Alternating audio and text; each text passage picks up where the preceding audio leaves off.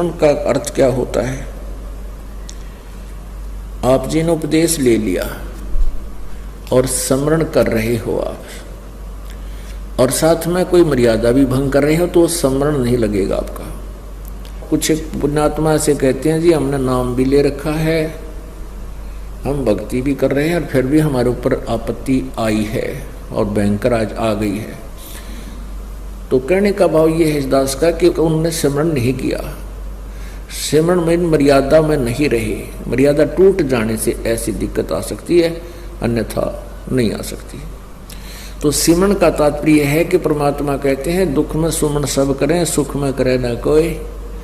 आप दुखी हो, आपको राहत मिली, सुखी हुए, कुछ दिनों के बाद आप इतने भूल जाते हो सत्संग के अभाव से, और फिर गलतियां प्रारंभ कर देते हो। लोक लाज में आके, लोक लाज में आके गुरुजी के द्वारा दिए गए आदेश की अवहेलना कर देते हो, उल्लंघन कर देते हो, मर्यादा तोड़ देते हो, तो काल का दाव लग जाता है। कुछ एक ऐसे भक्त हैं जिनके पिछले पुण्य अच्छे होते हैं, और वो पुण्यों के कारण, पिछले पुण्य तो हैं ही, उन पुण्यों के कारण वो सुखी है। जिस इस नकली लोक में जिसको हम सुख मानते हैं, वो सांसारिक दृष्टि से सुखी है, और उसने उपदेश भी ले लिया है। और एक ऐसा प्राणी है जिसके पूर्व जन्म के पुण्य गणे नहीं है, उस पर आपत्ति आ गई है।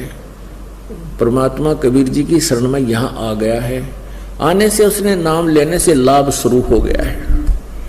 तो कुछ दिनों के बाद उसको दुख आने बंद हो जाएंगे, क्योंकि पुण्य बढ़ जाएंगे, पाप समाप्त कर देता है परमात्मा।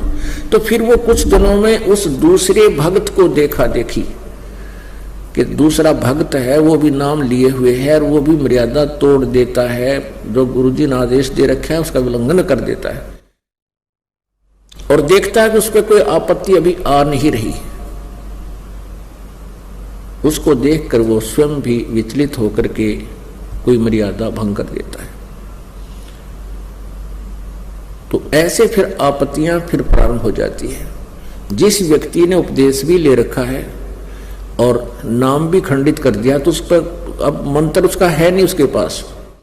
इस नाम की कमाई बिल्कुल नहीं है। जिसने बीड़ी पी ली, शराब पी ली, मांस खा लिया, या कोई आन उपासना कर ली, या लोक लाज में आके परमात्मा वाले नियम से वो वंचित हो गया, तो उसकी भक्ति नहीं चल रही, उसके पिछले पुण्य चल रही है।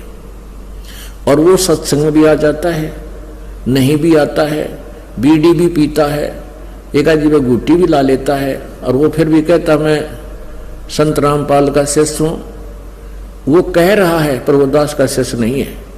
हाँ, उसके साथ क्या बनेगी? फिर एक ही दम इतनी आपत्ति आवेगी जब उसके पुण्य समाप्त हो जाएंगे, वो बक्कल उतरेगा, और फिर वो व्यक्ति आकर के कहेगा कि मैंने तो नाम ले रखा था जी, हमारे घर पे भी ऐसी आपत्ति आएगी।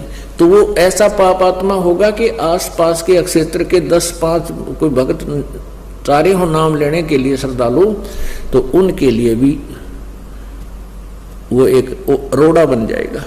यो कहेंगे देखो उनका नाम ले रखा था, आज उनका इतनी आपत्ति आएगी। तो उसके पास नाम नहीं था भगवान वाला, परमात्मा का प्रोटेक्शन नहीं था। जब लग हंसा हमरी आना, और काल लगे नहीं तेरा बाण। जब तक हम परमात्मा की मर्यादा में रहेंगे, आन माने मर्यादा, तब तक काल का अटैक हमारे पर नहीं होगा। तो इस प्रकार हमने परमात्मा की भक्ति के साथ साथ मर्यादा की भी आवश्यकता पड़ती है। जैसे हमने खेत में बीज दिया, संवार भी दिया, बीज भी डाल दिया, डोल बनाई नहीं, उसकी डोली नहीं बनाई, उसके चारों तरफ मेड़ नहीं बनाई, डोला नहीं बनाया, तो पानी डालेंगे वो भी इधर उधर बिखर जाएगा, खाद डालेंगे वो भी इधर उधर बिखर जाएगा, तो फसल नहीं तैयार होगी। तो मर्यादा एक डोल बनेगी, और ये अति आवश्यक है। इसमें परमात्मा की भक्ति को रोकने के लिए इसको